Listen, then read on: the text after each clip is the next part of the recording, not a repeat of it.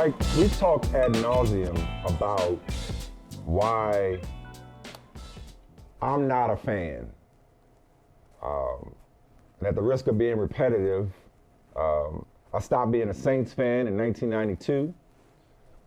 And then when I came into the business, because I'm an OG at this point, back in our day, it wasn't popular to be a fan and be in media. You couldn't be a fan and be in media and maintain your credibility.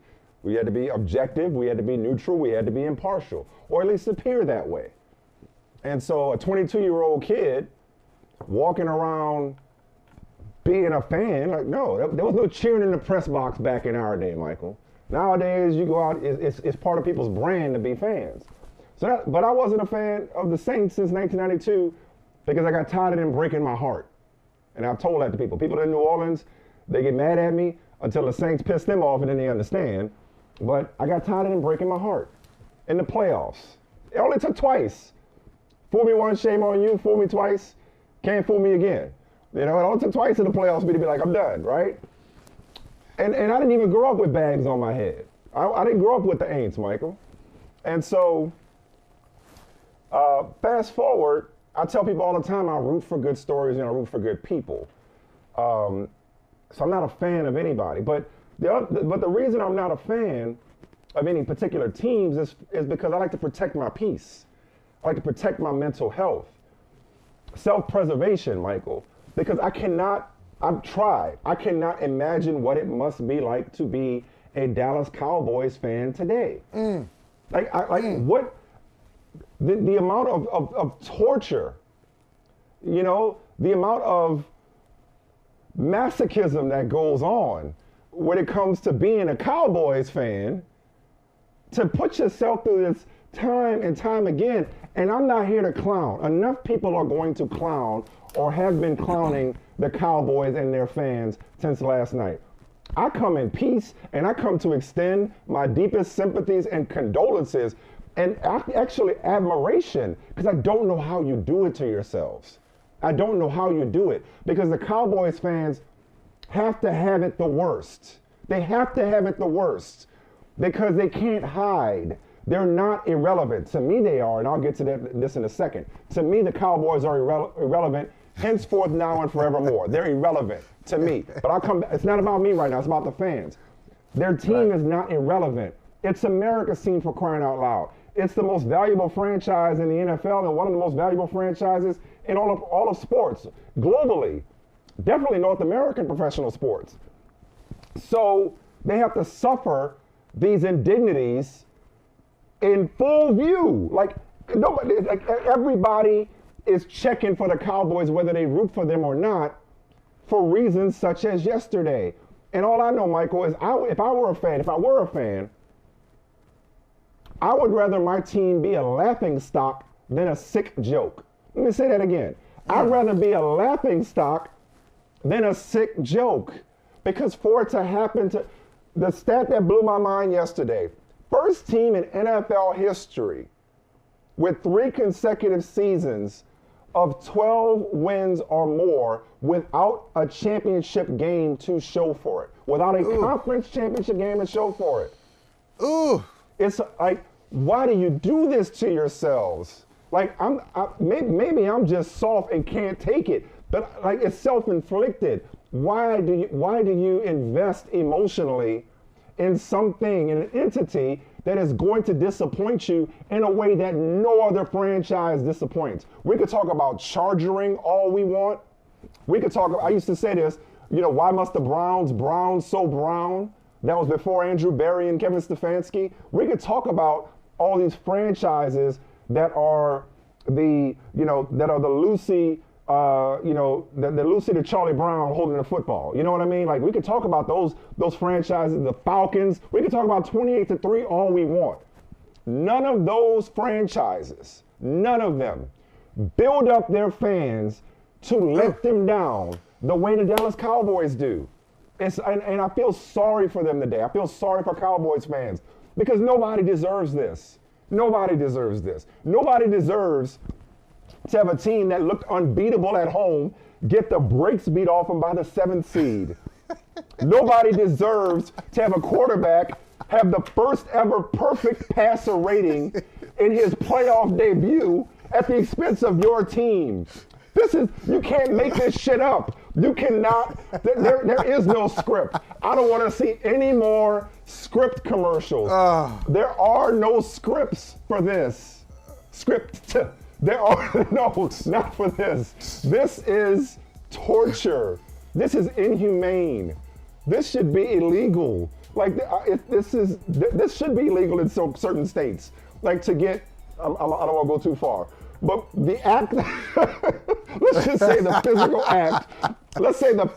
act, that the Cowboys are committing on their fans, okay, I'll just leave it at that. Yeah. Once upon a time was illegal in a lot of places, probably still is. Okay. Like, it's just, I'm sorry, how do they do it, Michael? How do these fans put up with this? Man, you put a lot out there, and I can't disagree with any of it. I think you're looking for the words from the prophet, Martin Luther King Jr., who once said, "If I cannot do great things, I can do small things in a great way." But the Cowboys can't do either. They can't do great things, and they can't do small things in a great way. And I think part of the reason, Michael, is what you said. They are. I'll give them all the credit. They put the work in long before Jerry Jones got here. You know, Tex Schramm, Gil Brandt, Tom Landry, all those guys were instrumental in building the foundation and making the Cowboys America's team. They did things that other franchises weren't willing to do. Oh, we'll play a game on Thanksgiving. What do you mean? Oh, we'll change up our uniforms. We'll have alternate uniforms. We'll do all these things. We're excited about it. Oh yeah, we'll be the guinea pig for what the NFL wants to do. And I think it caught on, and they played an exciting brand of ball, and they won. If they didn't win Super Bowls, they were always in contention. There was a guy in our neighborhood, Michael. We used to call him Uncle Jerome.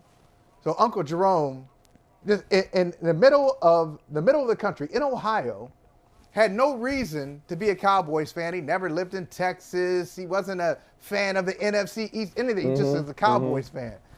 And he always got excited about the Cowboys. His line about them was, it's like, "Uncle Jerome, why you like the Cowboys so much?" "Ooh, even when they lose, it's exciting." He always said that. Even when they lose, it's exciting. So they got fans all around the country, but I think part of their mystique gets to their players. And maybe that sounds like I'm making excuses for the players. But they are not equipped to carry the crown that's on their head. It's too heavy for them.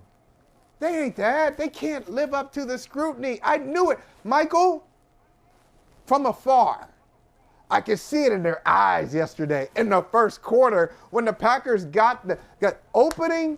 They took the kickoff, went down the field, and scored. Nothing. Then all of a sudden it's 14-zip, and I could see it in their eyes. It was too much. It was too much for them. I don't know. It's a lot of weight. It's a lot of weight. It is. It's weight. Is that choking? Is that the same as being the chokers? I don't think that really encapsulates it. Is it choking, or is it you've been promoted to a spotlight, to a level of scrutiny that maybe your experience, your promotion kind of has outpaced your experience. Your promotion has kind of outpaced your ability. And it's too much for you. Like, we shouldn't have been surprised. They shouldn't have been as heavily favored as they were. No. That was shocking. And that we disagree. Yes, they should have.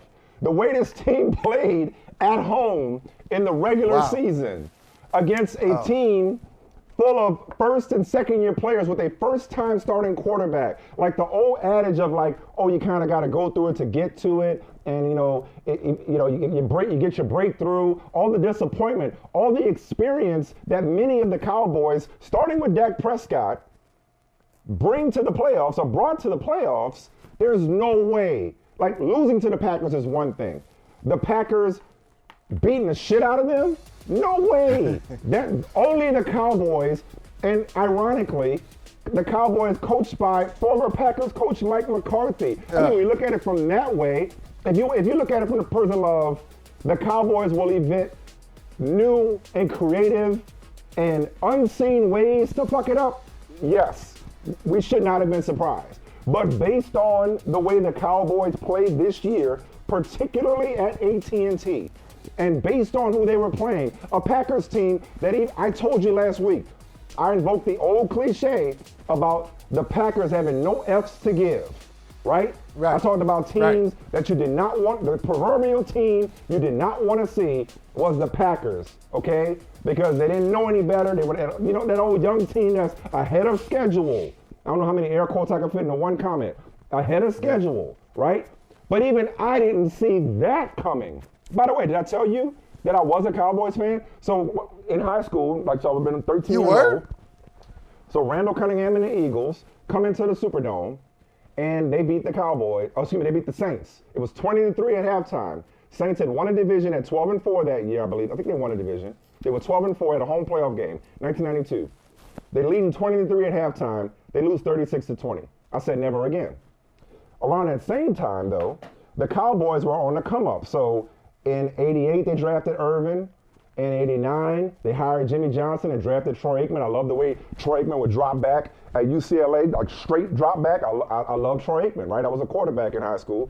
That was my position. I didn't play. That was my position designation. Anyway, You played. Troy You Aikman. you beat Eli Manning. I did. That was, I had my moments. Emphasis on moments. Like there's only a few of them.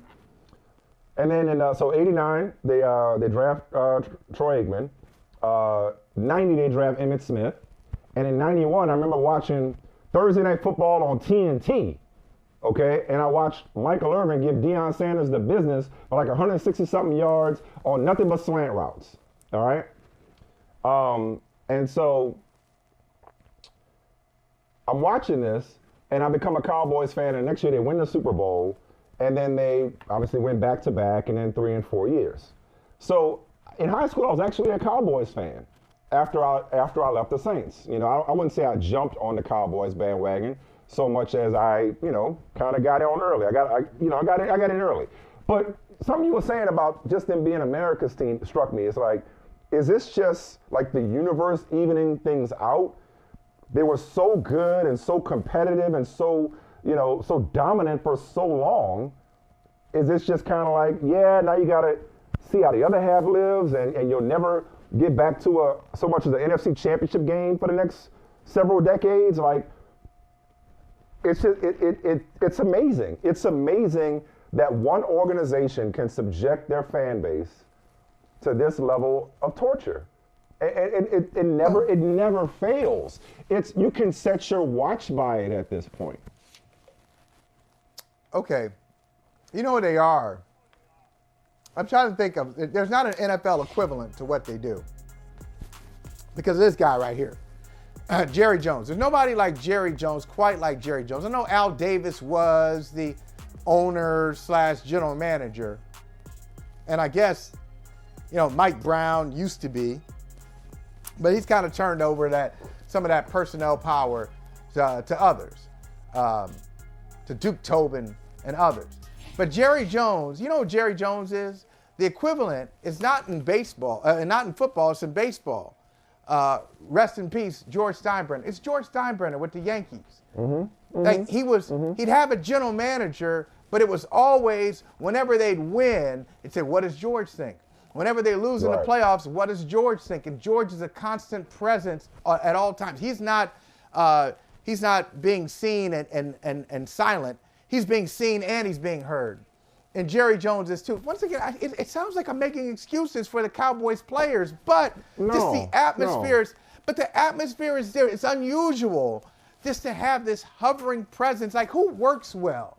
Who thrives in that environment? I guess the Yankees, the Steinbrenner Yankees but did. here's the problem, Michael. But after a while, they do. it's just like it's oppressive. Here's the problem. But they don't. They do. They don't. Not but in they the don't. playoffs. Not when the that's what chips it are matters. down. But no, you're right. But it's the extremes. It's just like you would think that they would falter in the regular season. I mean, they played pressure fill games in the regular season, certainly not to the level of the playoffs. It's to go from the number 2 seed and win 12 games every year. I mean, you're right. I guess what I'm saying is, Yeah. how do they manage to tune all the noise out that you're talking about the rest of the time? And they all seem to understand it. They all seem to acknowledge it. They know it's there. It's not subconscious. It's not beneath the surface. Many of them embrace it, and in some cases, Micah Parsons, like, utilize that platform to grow their own individual brands. Like, they don't run from it. Is what's confusing to me. They embrace it and they thrive in it.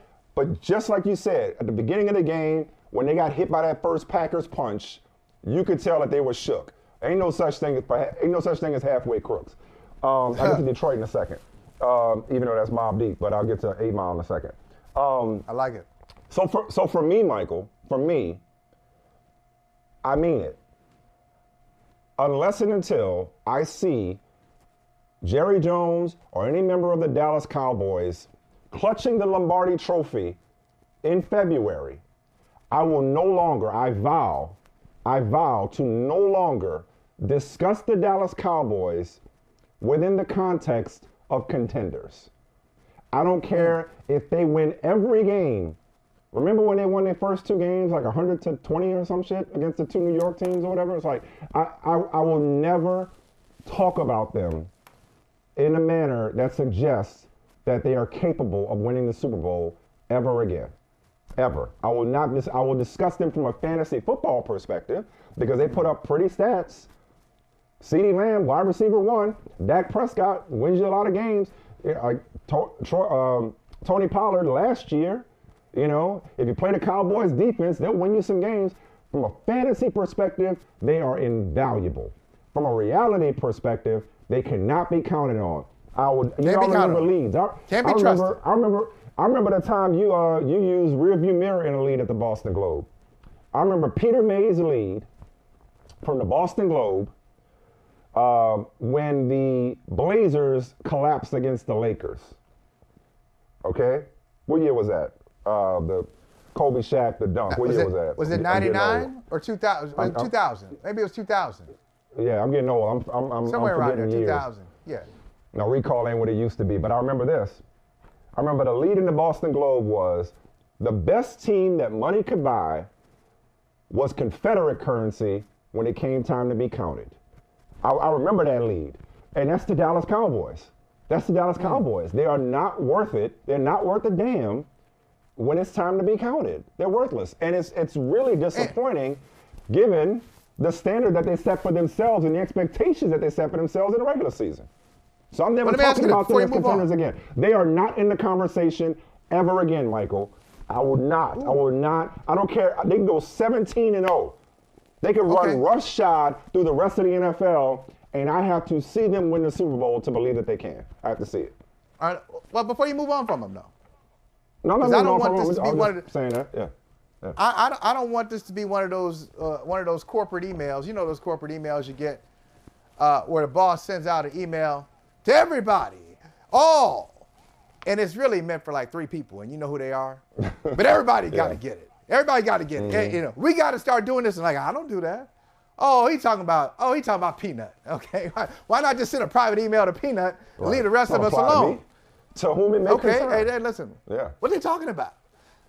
Now, before we talk about the Dallas Cowboys, you don't trust the Dallas Cowboys. Let's zoom in a little bit more. Because Dak Prescott was getting a lot of love. He's an elite quarterback. He's the MVP. For me, Lamar might get it. I said he was different.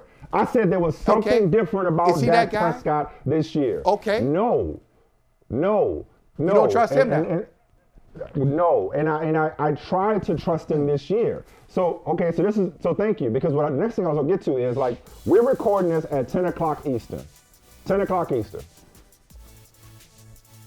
So yesterday, as the blowout was taking place, and certainly after the game, last night, there were plenty of people already, and even going into the game. Because remember, last week we talked about Jerry Jones saying, hey, he tried to clean up on aisle 6. Jerry Jones talked about before the game oh, we'll see what happens week to week when it comes to Mike McCarthy and the coaching staff. Then he said, oh no, I couldn't be happier with Mike McCarthy. But there was so much rampant speculation about Mike McCarthy having to advance in the playoffs, not being able to survive, an early round exit, and specifically Bill Belichick. I think you and I even talked about that relationship. Whereas on the surface, it may not seem like a match between Bill Belichick and Jerry Jones. And how a guy like Belichick, who's so averse to the press and doesn't like the spotlight and certainly doesn't want a meddlesome owner who's had all his personnel power for all these years, why would he work well with Jerry Jones? Well, come to find out, as you know, that they have a long-standing relationship and admiration for each other, right? So look, it's 10 a.m., 10:30 a.m. Eastern while we're having this conversation on Monday. It's going down. I don't wish a firing on anybody. But by the time this gets posted to YouTube, by the time this podcast gets published, wherever you get your podcast, by the time this airs on Peacock, Mike McCarthy may already be gone. Like, I'd be shocked if Jerry Jones took his time deciding to do the same thing over and over and expect a different result. Like, Mike McCarthy is a good coach. He's not the coach to get you where you want to go. Okay? Dak Prescott is a good quarterback. He's not the quarterback to get you where you want to go. So for all the reasons you talked about, Michael, he ain't done it here. But for all the reasons you talked about, Michael, I don't know that just add Belichick is the answer. I don't know that Bill Belichick, because to me, how many times can you watch it? How many times can you watch a team implode? How can you watch an organization implode from top to bottom in the playoffs and not decide just to blow it up? The idea that Bill Belichick will walk through that door and he alone is the missing ingredient, it's more than Mike McCarthy. It's Dak Prescott. It's more than Dak Prescott. That was a complete and total failure on the part of every aspect of the organization. Giannis Antetokounmpo would say that the equipment guy failed. He'd say that they didn't wash the jerseys well enough. Like, everybody is accountable for what happened yesterday. And so the idea of bringing in Bill Belichick and saying, oh, all they need is a different voice and a different coach and different leadership, I don't know that it stops there. I think they need a different quarterback. And lastly, Michael, before I pass it to you, a different quarterback and different players. Lastly, before I pass it to you, and this isn't just exclusive to the Cowboys. This is the Eagles, where Nick Sirianni's on the hot seat. This is any other franchise. Belichick is not bringing Brady with him. I believe that a lot of teams are setting themselves up for disappointment. And make no mistake, that is not to suggest that Bill Belichick is simply a product of Tom Brady. Please don't misunderstand me. I'm not saying it was all Brady. Not for you, this for the people in the back. I'm not saying it was all Brady what they did. I'm not saying he is not a good coach on his own. I'm not saying Brady could have won with anyone else other than Bill Belichick the way that he did.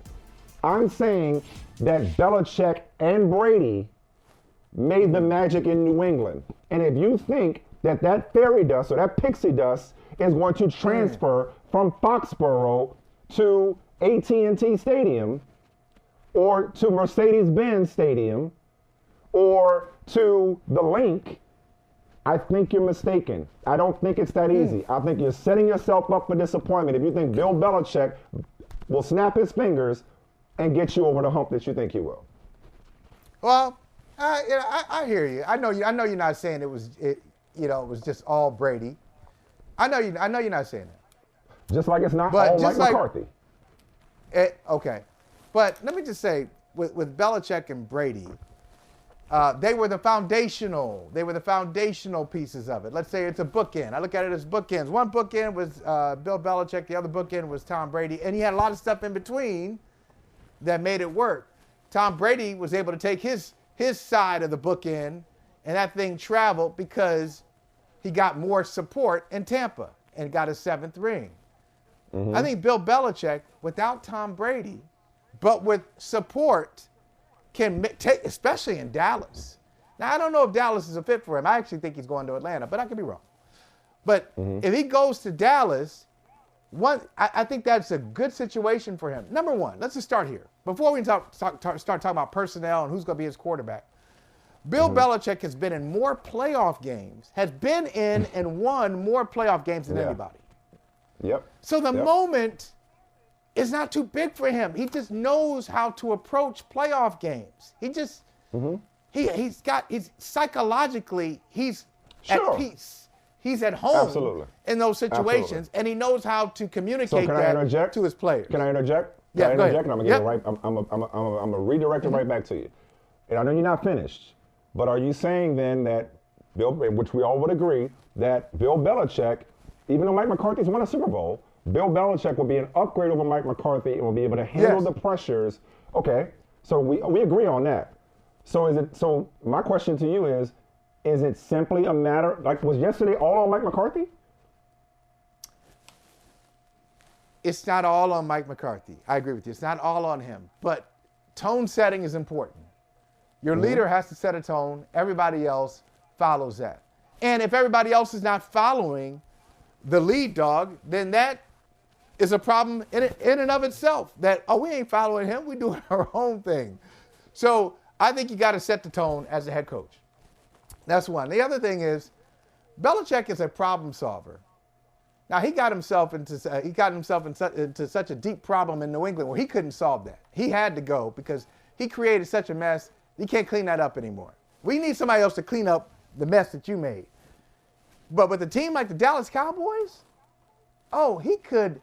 See, I think part of the problem with them, it's not just Mike McCarthy. They gave up 48 yesterday, and I know they had pick six. You're right.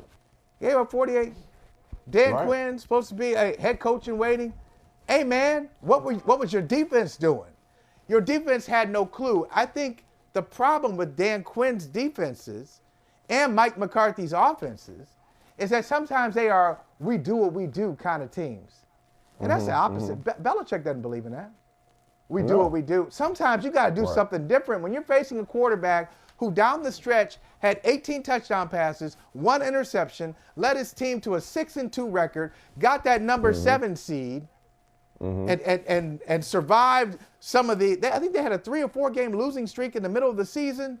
They survived that, and then they became one of the hottest teams in football. You can't be a do what we do kind of team, especially facing a coach who's got a pretty good winning percentage himself. So, I don't think it's all on McCarthy, but I think McCarthy is guilty because he did not set the proper tone. I could see him yesterday. He had no composure.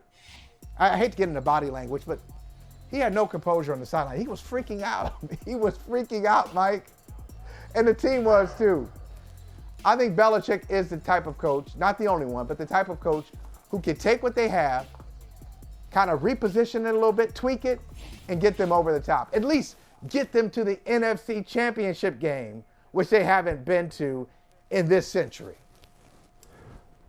I think it's culture. I think everything you talked about, Michael, you had the words, but it almost sounded like you couldn't quite put your finger on it, but you had different theories. Is that fair? It was like, what is it? Because you said, I don't mean to seem like I'm making excuses for the players. I think the word is culture, I think. And I just don't know that the culture that Bill Belichick created in New England is going to transfer as easily to Dallas or Philadelphia. And by as easily, I mean where he and he alone can fix it. Sorry. I don't. Sorry. Oh my God, that's so funny. That's so funny that you caught that. I was like, ooh, wait a minute. Yeah. Go ahead. Yeah. Hey, and if y'all didn't catch it, it's fine. We ain't gonna explain it. Yeah. Y'all didn't catch it, good. I'm glad you did. I'm not so certain, and that's less about Belichick. Again, less about Belichick and but it's more about what he and Brady, how special, and Mike. That's Mike Vrabel. It's not like this everywhere. It's like, how special and unique that was, the culture and the environment that they thrived under. I don't know that it's as easily transferable as one thinks. It's not like Bill Parcells didn't work for Jerry Jones. It's not like he hasn't had, and just the word talent. Don't tell me about talent ever again when it comes to this team. I don't want to hear nothing about their talent. I don't want to hear jack shit about their talent. Because, and again, this was not a gang up on Shelby day, bash the Cowboys, make fun of the Cowboys. This is, my heart goes out. And I respect the people who are riding with them, but the people who year in and year, because Cowboys fans, the other part about it is they talk so much shit. Like, and they put on for their team like they just won it. It's crazy. Right. Like Browns fans don't walk around with their chest poking out. You know, like Falcons fans, they don't walk around, like none of these people walk around with their chest poking out. Like you have so many Cowboys fans who are flexing off of stuff that their parents told them about. They are flexing off of stuff that they never saw, that they never experienced. You know what I mean? Like, yo, I'm a Cowboys fan, right? Because my dad was a Cowboys fan. Oh, your dad was the last person to see him in the championship game. It's just, and so they bring a lot of the stuff on themselves, but it's just, nonetheless, God bless you. And I hope that you are as committed to other things in your life as you are to this disappointing football team, because that is a character trait. If you can stick with these Cowboys through thick and thin the way that you do, it says something about you, and I admire it. I wish I had that kind of loyalty in me. I'm not that loyal to somebody that consistently lets me down. I would have moved on. I'd have found something else to do myself. You know, it's unbelievable. Before we'll wrap up on this game, though, we would be remiss if we didn't talk about the winning team. Because, of course, that's the Cowboys, right? Win or lose, they're the story. But the Green Bay Packers, all of y'all, and y'all know who y'all are. Y'all owe Brian Gutekunst an apology. Y'all owe Brian Gutekunst an apology. Y'all owe that man because. Come on. Oh, does it apply to you? I don't even know. Does it apply to you? Oh, it applied to me. Oh, it applies to me. Oh, okay. Oh, it applies to me. This was an all email that you were just talking about. This was all of y'all. So whoever, to whom it may concern, okay, this organization is an organization that knows what it is doing when it comes to drafting and developing, and specifically drafting and developing quarterbacks. Even though I know technically they did not draft Brett Favre, but they developed Brett Favre. So this organization came under a lot of fire because their former quarterback used his bully pulpit to act as though the organization was holding him back.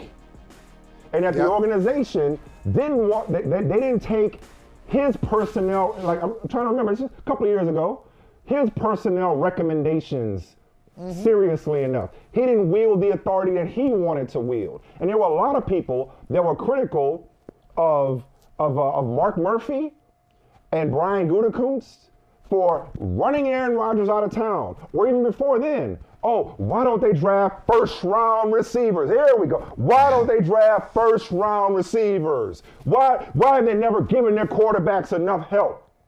How many receivers were cooking the Dallas Cowboys yesterday? All of them. They took turns doing it. They know what they're doing. They know what they're doing, and they have built a team that is here for the long haul. Hell, they may be in the playoffs longer than we expected, because even though they're going to San Francisco to see the 49ers, I ain't taking that for granted. I'm not taking that for granted. I'm not sitting up here saying the 49ers got it in the bag. Of course, I think the 49ers will win it, but I'd be a fool to overlook the Packers again. But that's for another day. But in the meantime, give Brian Gutekunst and give that man his flowers. Give that organization their flowers. Who's the best quarterback on the field in that game? Who's the best quarterback on the field in that San Francisco Green Bay game? Stop trolling. You know the answer to that. Stop trolling. I don't know. What's the answer? I don't know. Give Matt LaFleur his flowers. You know, a lot of people thought he was Aaron Rodgers' little puppet. And Aaron Rodgers was the reason they were doing what they're doing. Like, what a remarkable coaching job. What a remarkable win for that organization that has come under a lot of fire in recent years. But even historically, Favre bitched about the same stuff as though they weren't drafting at all. Like, oh, they never gave Favre a first-round receiver. Never gave Aaron Rodgers a first-round receiver. You know what they gave him? Defenses. You know what they gave him? Running games. You know what they gave him? An offensive line. You know what they gave him? Young receivers that they developed into Devontae Adams, or even go, if you want to go back, Donald Driver, okay, and Devontae Adams, and Jordy Nelson, and Randall Cobb, and now it's Christian Watson, and Bo Melton, and Dontavian Wicks, and Romeo Doubs. It's like, wow. Who cares what round they're drafted in? Crushing it. They know what they're doing. Apologize to Mellow 5 and apologize to Brian Gutekunst. That's right. Hey, I'm saying in general. But I need to because I was right there. A lot of those. I'm keeping receipts on their behalf. A lot of those comments you put out there, I recognize them. Is there an echo in here? There's an echo. I'm telling you, I have said some of those things, but I got to tell you. Now we talked about it before. I think we talked about it last week. Where with the Steelers, it may have been on the air, off the air, whatever. It all kind of blurs together, but it blends. With the Steelers and their coaches, like they take a backseat to nobody. I just don't think there's anybody who can match Noel to Cowher to Tomlin. But with the Packers, I know they haven't won their 6 Super Bowls like Tom Brady by himself in New England and 7 overall. I know they haven't done that. But you're talking about Favre to Rodgers to Jordan Love now? I mean, that is an organizational vision. Right. That's not just luck. They know what they're doing. They know what they're looking for. It's not just the quarterback. It starts with the quarterback, but just their whole philosophy. They don't go out and they don't spend $125 million in free agency. They're not trying to win in free agency for a long time. They have tried. They have believed in the draft and developing their guys. Yep. They have missed some. They've missed some big ones. Sure. But over the years, to the prophet again, the drum beat, the drum beat for righteousness has been there for the Green Bay Packers. They've done a really good job of drafting like 2nd and 3rd round picks. So props to the Packers. I don't know what to expect. Honestly, I think San Francisco will probably handle them handily. They'll take care of them. But I'm just impressed with what they did going on the road and taking down this Cowboys team. The way they jumped them was impressive. Right. But they didn't act like a team that was surprised. It's like we may have been surprised. They may not have known any better. Again, I said earlier, like they're the team that, you don't want to play because they're ahead of schedule, even though it's just who sets that schedule? Me? You know what I mean? Or they're just happy. They weren't just happy to be there, and they weren't like, oh man, we got they came in from the jump, realizing that they could play with anybody. And if you are a fan, keeping with this theme, if you are a fan of the Green Bay Packers today, while the country is trying to figure out what the hell just happened to the Dallas Cowboys, you're sitting up there feeling like, wow, this was a glimpse into our future. We have another quarterback. We're not going to have to go through quarterback purgatory the way so many other organizations go. To your point, the Colts were fortunate to go from Manning to Luck, and they've been searching ever since. They got a young guy who's got chemistry. Nobody in NFL history has more production out of first and second year receivers than this team. This is one of the youngest teams in the playoffs in recent memory in terms of this roster. So it's like, if you're a fan of the Packers, you're waking up in Green Bay, Wisconsin today, or anywhere for that matter. Not that the fans are only in Green Bay, but the sun is. I don't even know what the weather is in Green Bay, but I know the sun is shining bright on this organization right now. Oh, you know what the weather is in Green Bay. I know, but what a great feeling that must be. This is the other side of it. The other side of being a fan, just to close out this portion of the conversation, is like there's the torture and there's the pain and there's the suffering that goes with being a fan. But then there's the hope that comes with having a young quarterback and having everything ahead of you. And even in this playoffs, playing with house money. Because like win or lose against San Francisco, it's like, yo, we just getting started, says Packer Nation. That feeling as a fan, there's almost nothing like it except for being a champion. Because there's like being a champion, and then there's the possibility of the thing. It's like Darius Love Hall and Romance. The Packers are about the possibility of the thing right now.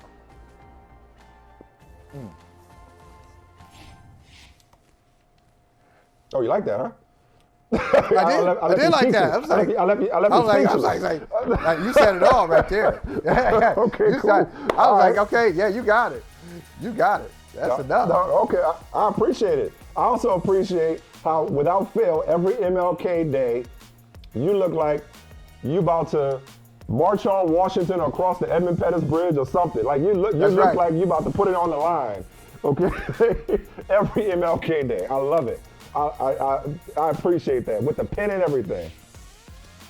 That's right. Hey, shout out to the greatest, the prophet of love, MLK. I told you, should be in the Bible. Letter from Birmingham jail should be in the Bible. I quote that all the time. I quote you saying that all the time. We play next Sunday back here at home, guys. Yeah! So look, we got the winner of Tampa and Philly, which is tomorrow. We'll be here at 3 o'clock back at Ford Field because you guys earned it. Dude, how electric was it out there? I'm telling you what, it doesn't get any better. It's everything you dream of and then more. All right, that's outstanding work. I got 2 game balls. All right, number 1, listen, when you come in 3 years ago, like me and this guy did, and you had a vision and you start working together and you've got an idea how you want to build it and the type of players you're looking for and how you want to go top to bottom, offense, defense, special teams, and you're in fucking lockstep. You're in fucking lockstep. I'm telling you guys, it's a shitty business. It ain't always perfect, but we do a pretty good job. Right? But without this fucking guy right here, man, Brad Holmes.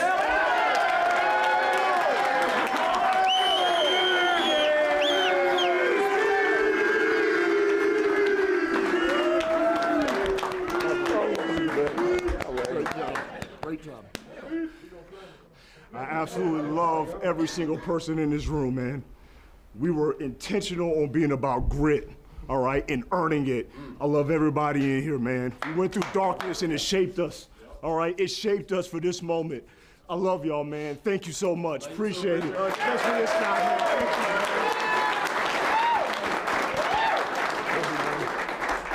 Okay, I'll just say it like this. All right? Hey, you're good enough for Detroit, Jerry. Hey,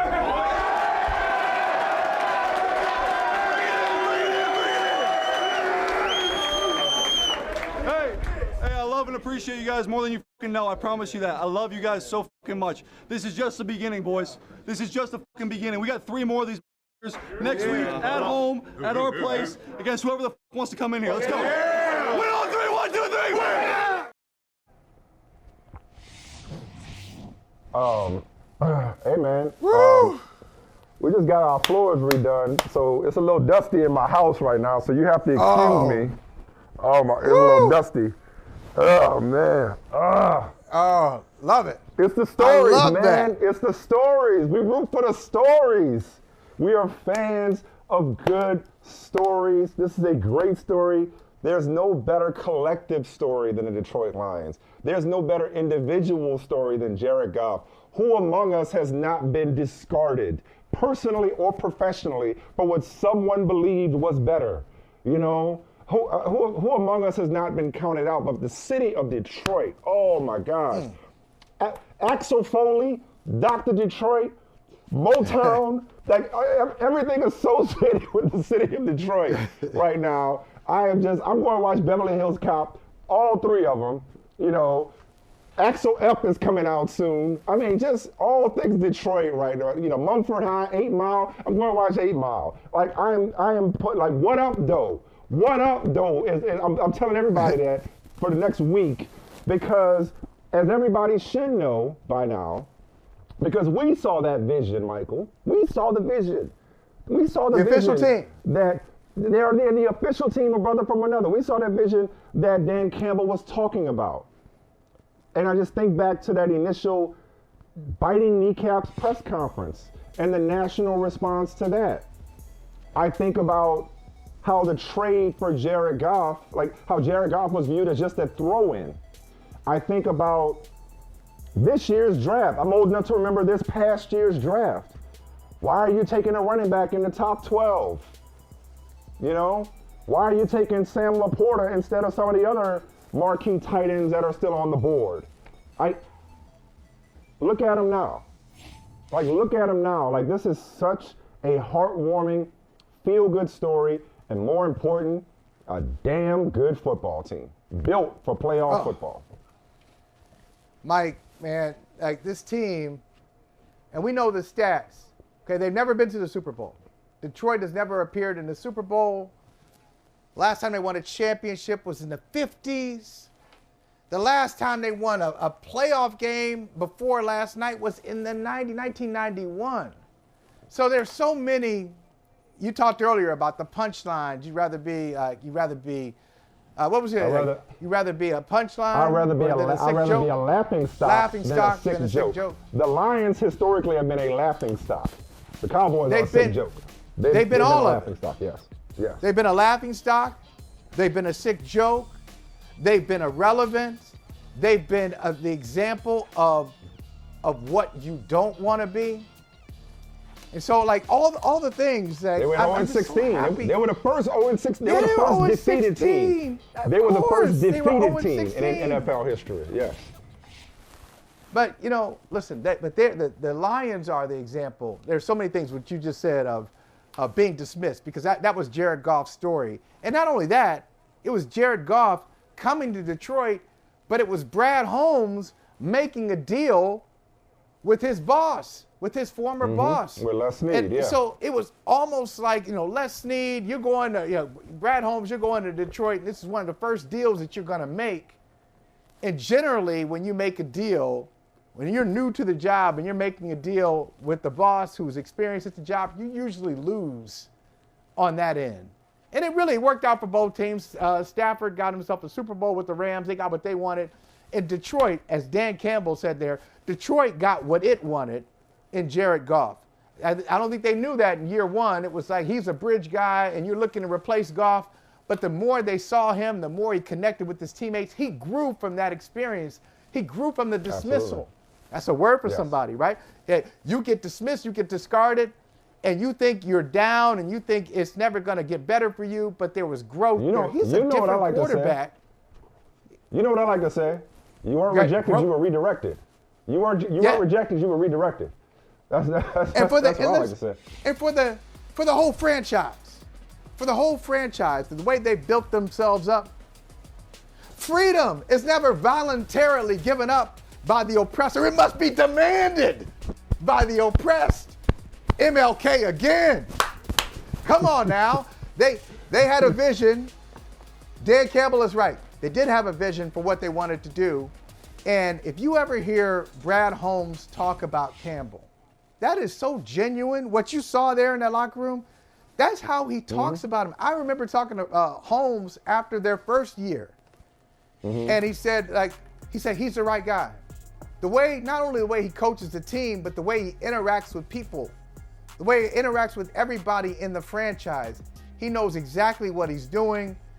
He knows how to treat people. He knows the right thing to say to everybody. And so I'm just happy for him. I don't know how far they're going to go, whether it's Tampa or Philly going into Ford Field. They got a handful. And I said this to you earlier, Mike. It's funny that the kneecaps, the famous kneecaps press conference that Dan Campbell gave when he took the job,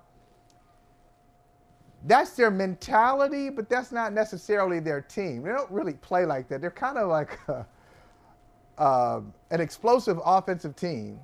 They don't play. They're not like a ground and pound, just kind of black and blue division, old school NFC Central.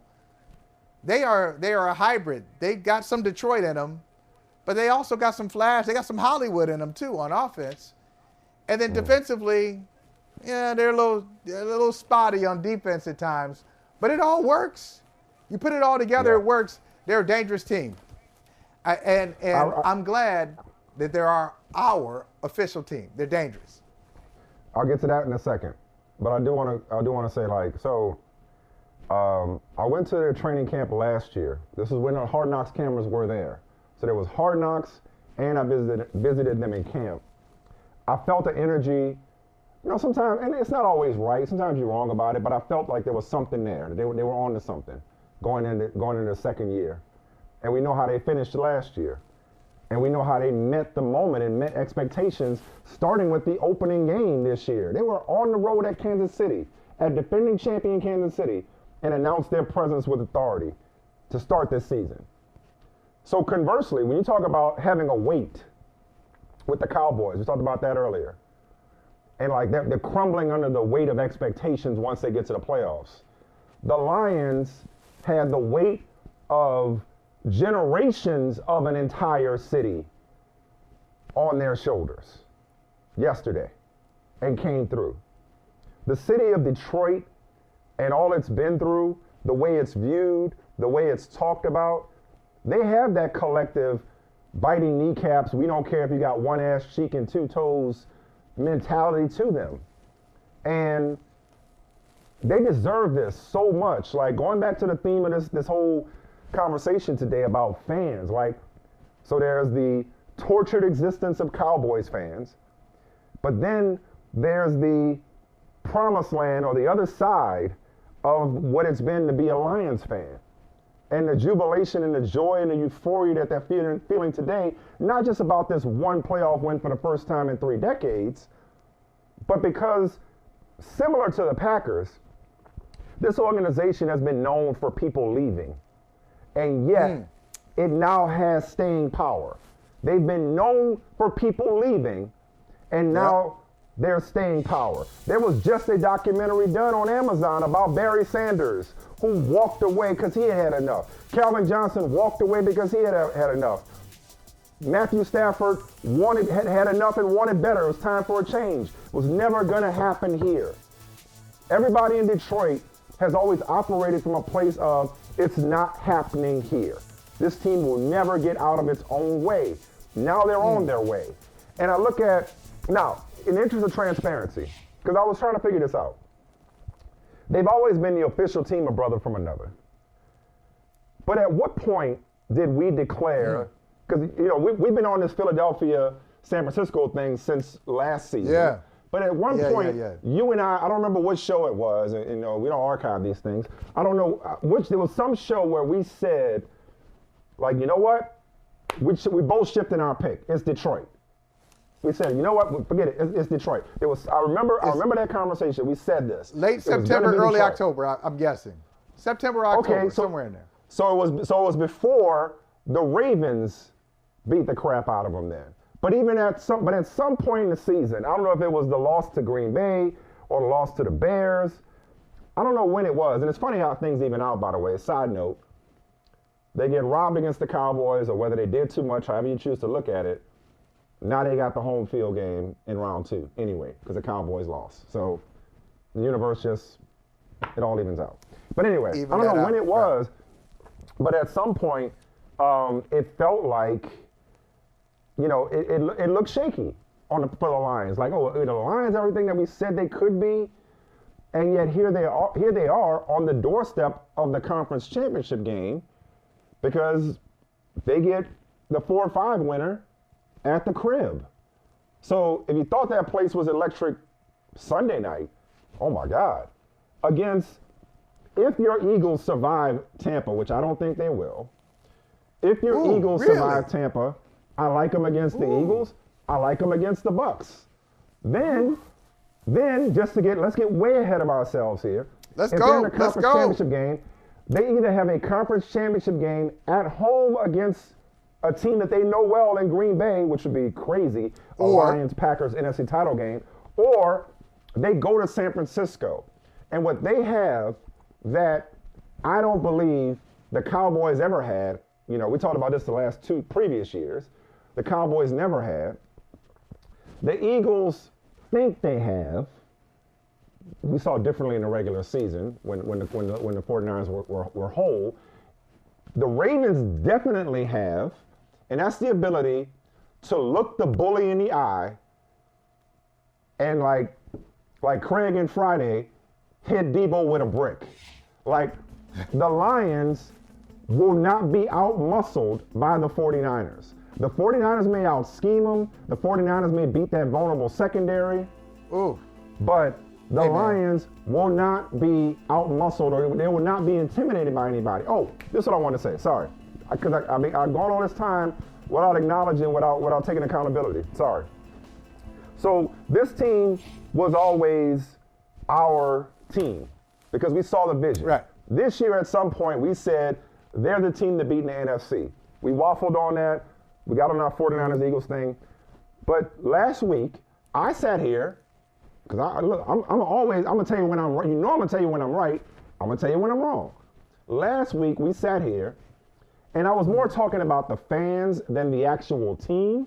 But I said Matthew Stafford was their worst nightmare. Seeing Matthew Stafford, the way he's been playing this year, coming back to Ford Field against a vulnerable secondary, wouldn't it be so Detroit? I said something to that effect. Wouldn't it be so Detroit for Matthew Stafford to send them home? And I picked the Rams to win. That was me, and I love your feed item about Detroit changing the narrative.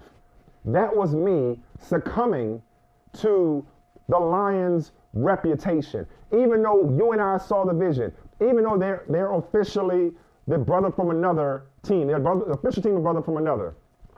Even though we've been on them all season, like many have, I still found myself succumbing to the notion of, Murphy's Law when it comes to the Detroit Lions,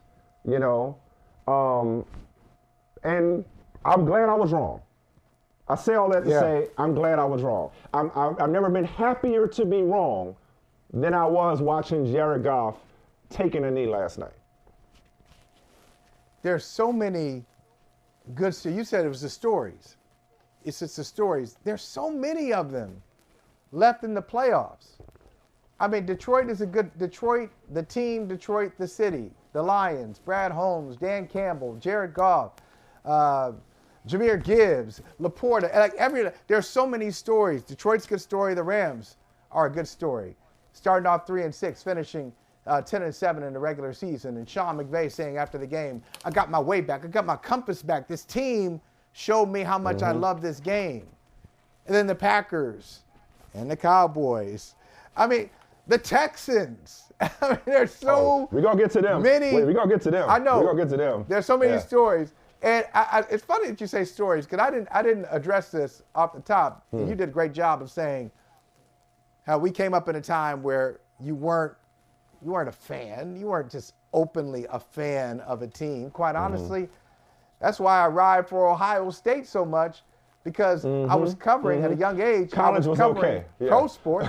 Yeah, right. I was covering pro sports. Yeah. Yeah. But college, I could hold on to some fandom, and that was Ohio State. That was always okay. You said that was okay. If you're either from there or if you attended that school, as the case may be, that was a lot. We good. That was we a lot. good. Yeah. We good with that. But covering the team, Syracuse, Northwestern, Missouri. You said there was no journalism factories. Yeah. You said there was no cheering in the press box. Well, now, ain't a lot of people in the press box. You got a lot of people who ain't even seen the press box. It's about cheering in the press box. They don't know their way to the press box. So it's just a different story altogether. And we can't lose sight of that, because I do like how the business has opened itself up to many people who didn't have access to it before. But we should never lose sight of what you said off the top. This is really about relationships. This is about stories. It's about storytelling. And if we lose that, we've kind of lost our way of why we're in this thing. So you brought them up. The Texans. Again, another fan base that they deserve this after what they've been through. So I remember I had a television executive, a prominent television executive. We were talking about the Texans. We were talking about, I forgot what the subject was, why the Texans came up. But in a dismissive way, the executive said, nobody cares about the Texans. And this is when they were winning under O'Brien. They're the Saturday wildcard game. As in, like, they're the team that, that goes first on Saturday, the less marquee team. Sure enough, they went first on Saturday, probably for the last time in a long time. Just given what DeMeco Ryans and C.J. Stroud and Nick Caserio, what they're constructing there. That organization has been through hell and back. That community has been through hell and back. Some of it self-inflicted on the part of the organization, but, if we're being completely honest. But, like, you think about it. They get, much like the city of Cleveland, they get the Oilers taken from them. Okay, the Oilers moved to Tennessee, move to Nashville. They get the Texans back. They struggle. They eventually start to be competitive. They have a little run there where they win in the division, but they don't really do anything in the playoffs, and then it all comes crashing down. Whether it's trading DeAndre Hopkins, whether it's Deshaun Watson first no longer wanting to play there, and then all the, his situation with the sexual misconduct and sexual assault allegations, and his subsequent trade to the Browns. Deserving doesn't begin to illustrate just how Texans fans and that fan base should feel right now. And it was so much fun for me to be there and for me to feel that energy at NRG, for me to be there and see, because, and Houston has a place near and dear to my heart. Again, growing up in New Orleans, Houston's a sister city. I got family in Houston. My dad's side of the family is from Beaumont. So I've always had an affection for that community and that fan base. And they've just been through so much crap and been crapped on so much and seen as irrelevant, to where not only are they a great story, like we've been talking about, not only do they have a great foundation, they got a superstar at quarterback. Oh, yes, they do. Yes, they do. Hey, man, let me ask you, let me interrupt you, though. Let me interrupt you for a second. No, you did a great job. No interruption. It's all you. No, because I'm coming back to you. Get ready. Coming back to you. Because I saw the reporting you were able to do. You had a great interview, aired on NBC. A great interview with Joe Flacco before the game. So really enjoyed that. Saw your sideline. Hey, back to you guys. Back to you. Doing that thing on site. So since you were there, I'm gonna do a Don Squire, our former boss at the Boston Globe, great sports editor for both of us. Don Squire, I'm saying, okay, give me a nugget. Give me a scene. What did you see? Take me there so we can, me and others, so we can hear it, so we can smell it, so we can see it. What did you see? I know you saw something. I know I'm putting you on the spot, but maybe it was something during the game. Maybe it was CJ Stroud just being unflappable. Maybe it was DeMeco Ryans and how everybody connects to him. Maybe it's the fans. I don't know. Maybe you heard from the fans and just like their excitement level. But because I just know watching it, I was excited for them. Just what you said. Like that's a home game for them. And they're not only are they playing a playoff game at home with a rookie head coach and a rookie quarterback, they're playing against the Browns, the team that they traded Deshaun Watson to. Deshaun Watson is not there on the field for it, in uniform for it. So they're supposedly setting up, look at the poor Texans. They got to move on from Deshaun Watson. They set up Cleveland with a great franchise quarterback, and they got a long way to go. And now, if you just look at it, if you're being factual, the Houston Texans are further ahead. They have leapfrogged the Cleveland Browns. They beat them on the field. They're further along as an organization than the Browns. Okay, are. But what did you see? This isn't like sources or nothing like that. Can I name drop? Because it was kind of cool. Yeah. That's even better. Right. Hey, that's what you're supposed to do.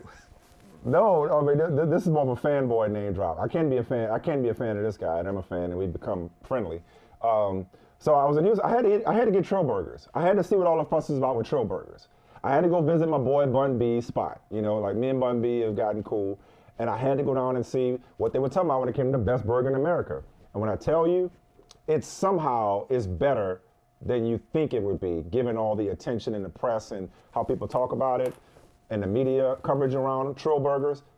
I've never had a better burger than Trill Burgers, and I'm not blowing smoke. I'm not bullshitting. But anyway, I'm sitting in Trill Burgers. I'm talking to Bun B, who's there all the time. And, taking pictures with everybody that comes in, and we're talking. And one of the things he said that I thought was interesting was just like how the Texans are now a destination. And at one point, you had a quarterback who wanted no part of that organization. There was a toxicity within the building. And now, not only do you bring back a DeMeco Ryans, but you add a CJ Stroud, and that community, that culture, everything that Houston has to offer, like who doesn't want to play for the Texans right now? Who wouldn't want to play for that organization right now, given the direction that they're headed? So not only did they nail this draft with, Stroud, Anderson, and others, but just at the top, Stroud and Anderson, not only do they have, a leader of men, as they say in DeMeco Ryans, but like there's an energy and an excitement around a community that you don't need an excuse to go to Houston. Like, I mean, who don't love Houston? You know what I'm saying? Like, and so I think that's one thing that I would take away. That's not a report per se, but that I would take away. Yeah. Much like we're talking about with the Packers, but obviously a bigger market. Much like we're talking about with the Lions, but a sexier market. It's just like, this team has got staying power. Like they're gonna be heard from for a while. I don't see, and you already said that you see Stroud becoming the best quarterback in team history very shortly. Yes. And this is in Texans history. Just to be clear, we're not talking about Houston professional football. Hey, that's number one. Watch out, Warren. That's Warren Moon. Watch out. Yeah. But we're talking about the Texans. This guy's different than Deshaun. He seems to move differently than Deshaun does. And I don't mean that as a disrespect or a criticism of Deshaun. I'm saying it's just different. And so I don't see this being something that implodes in a handful of years, the way it did with Deshaun Watson and that relationship. That relationship went from like, this guy is going to be a superstar for a long time and they're in the playoffs regularly to a contract extension to get me out of here as soon as possible. And that was before the shit really hit the fan. I don't see that happening. I don't foresee that happening with this head coach, this quarterback, this infrastructure. Like there were rumors about Nick Caserio that he shot down. He was like, I ain't going nowhere. He got mad. Why would he? He got mad about it too. Why would he?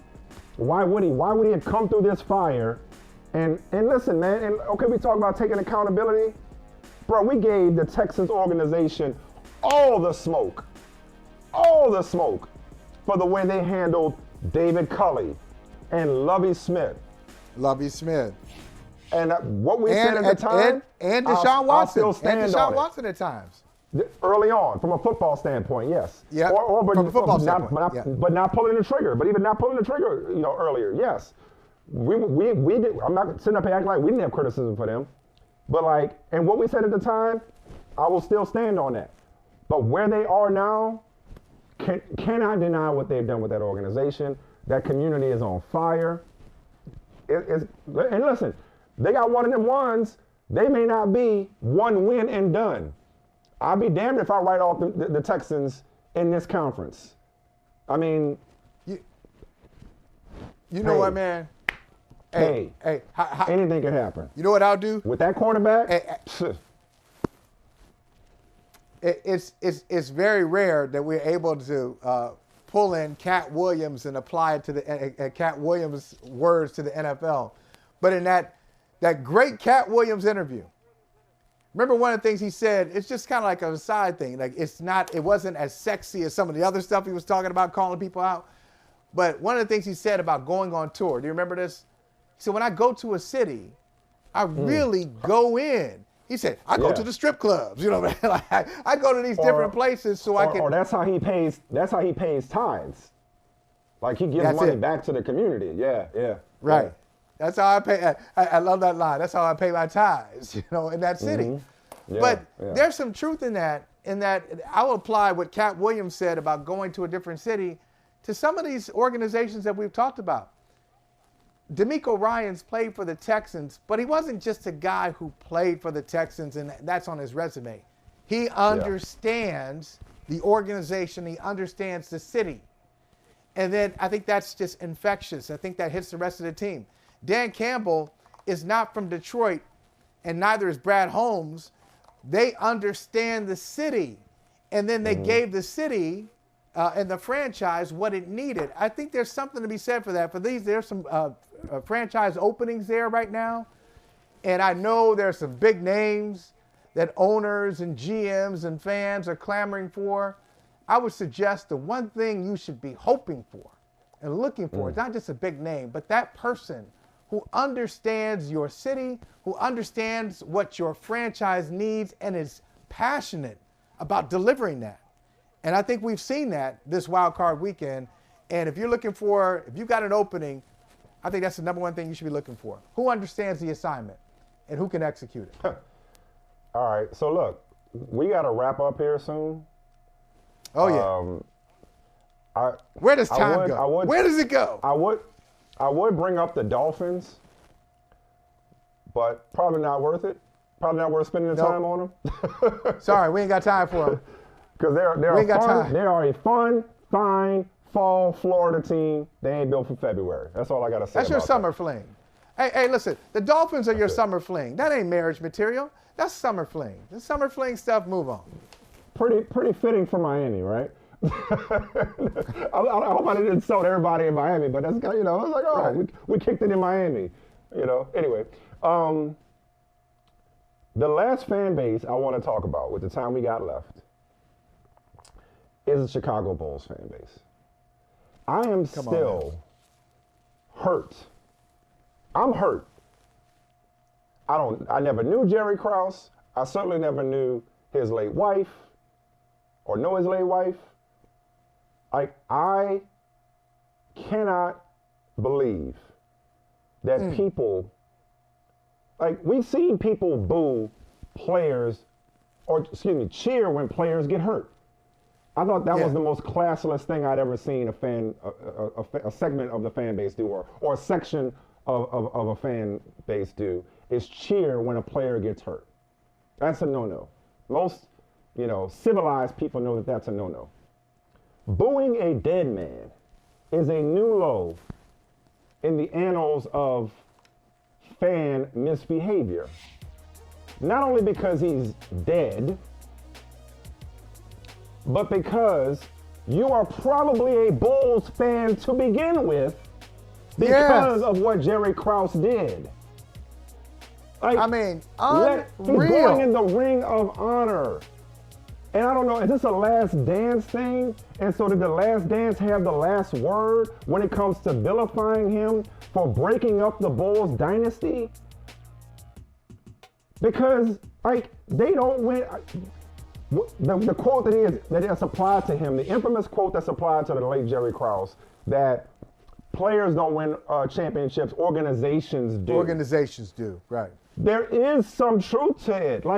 As great as Michael Jordan was, as great as Scottie Pippen was, it's first of all, didn't he trade for Scottie Pippen? He didn't draft Michael Jordan, but didn't he trade for Scottie Pippen? Am I right about that? Didn't Jerry Krause acquire Scottie Pippen? Okay. He did. Right, the previous regimes drafted Jordan. Olden Polynice, and then traded him to Seattle for Scottie Pippen. Yes. Okay. He acquired Dennis Rodman. Yes. His fingerprints are all over that organization. So to call yourself a fan of the Bulls and boo Jerry Krause, you ought to be ashamed of yourself. But I'm assuming that those people have no shame to begin with. So I'm still shaken up by that. I'm shaken up. Yeah, and not only Scottie Pippen, Mike. Scottie Pippen, B.J. Armstrong, Horace Grant, making deals that didn't make sense at the time. Brought in Steve Kerr. Brought in Stacey King, who you saw the quote there, one of the worst things I've ever seen or ever heard. And his widow is there, to deal with that. No, it really is. It really is. Just be quiet. Don't say anything. It's disgusting.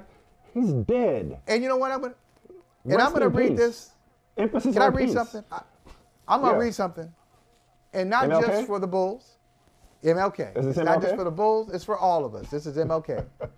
Without love. Yes, without love, there is no reason to know anyone. For love will, in the end, connect us to our neighbors, our children, and our hearts. It's all about love.